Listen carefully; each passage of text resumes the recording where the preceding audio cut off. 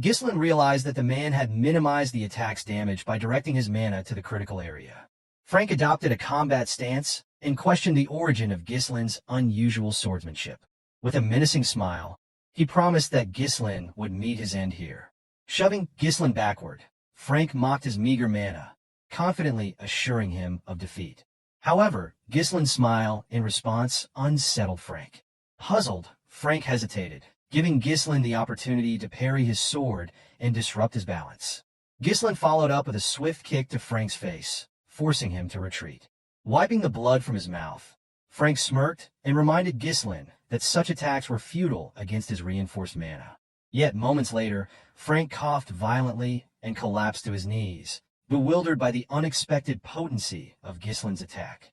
Frank struggled to process how Ghislain's seemingly low mana could bypass his enhancements. Ghislain slowly approached, revealing that he had suspected someone of orchestrating his sister's demise, but never imagined the true culprit. With a piercing gaze, Ghislain unleashed his third core, dramatically amplifying his mana. Frank, visibly shaken, was unable to react before Ghislain appeared directly in front of him, moving at a speed his eyes could hardly track. Ghislain's attacks came fiercely and relentlessly, each strike heavier than the last.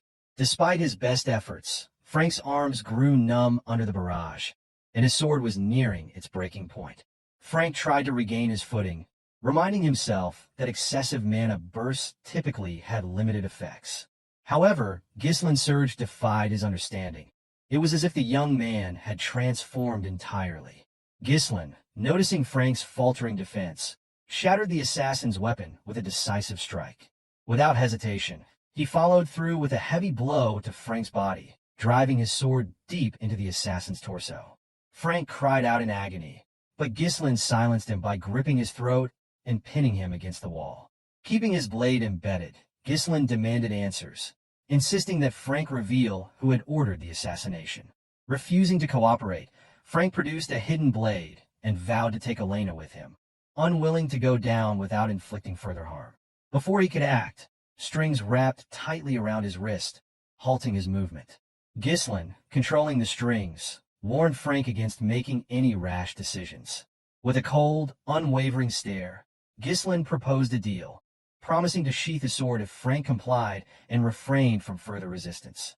Frank was stunned to realize that the threads binding him were made with mana. He could not fathom when Ghislain had managed to create such a tool. With calculated precision, Ghislain drove his sword deeper into Frank's body, remarking that someone of Frank's caliber should be able to patch up the injury. His voice carried a chilling tone as he warned that no amount of skill would matter once Frank's mana core was destroyed. Panic flickered in Frank's eyes as he glanced down to see Ghislain's sword glowing ominously. The assassin screamed as he felt his mana core cracking uncontrollably, shouting at Ghislain and accusing him of madness. He warned that the backflow could cause a catastrophic explosion, obliterating the entire area, and questioned whether Ghislain intended to self-destruct. With an unflinching gaze, Ghislain coldly replied that only the unskilled made such mistakes and assured Frank he had complete control. Frank was unnerved by Ghislain's expression and realized he wasn't bluffing. Accepting his impending death, Frank screamed and revealed that Count Desmond had orchestrated the assassination. The Count, he explained, sought a pretext to ignite a war against the Perdium and Degard families. Ghislain was taken aback by this revelation. In his previous life, such schemes were typically carried out by families allied with Duke Delphine. It infuriated him to see the Duke pulling strings from behind the scenes while remaining uninvolved. Ghislain demanded to know if this was why Frank had targeted his sister. Frank confirmed it with a grim smile. Without hesitation, Ghislain drove his sword through the assassin's body. Coughing up blood, Frank reminded him of his earlier promise to put the sword away. Ghislain smirked and asked why Frank, who had taken so many lives, was now afraid of death. Frank began to laugh, catching Ghislain off guard. Moving closer, Frank declared that his death would change nothing. The Degard family's mission was already accomplished, and Perdium was destined to fall into ruin. He sneered, questioning whether anyone would listen to someone like Ghislain. As Frank taunted him, Ghislain grabbed the assassin's head and slammed it against the wall. With a sinister smile, Ghislain declared that his rebirth after death meant everything would be different this time. His sword began to glow brighter, and Frank's screams echoed through the air.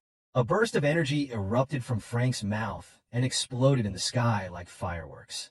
Moments later, the assassin's lifeless body crumpled to the ground. Ghislain, breathing heavily, surveyed the scene.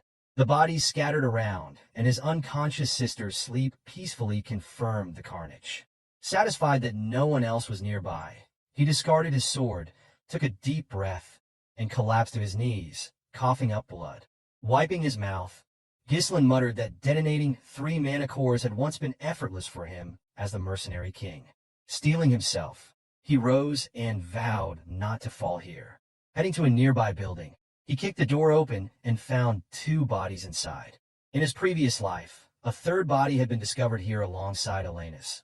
This time, based on Frank's earlier words, Ghislain identified one of the deceased as a son of the Degard family.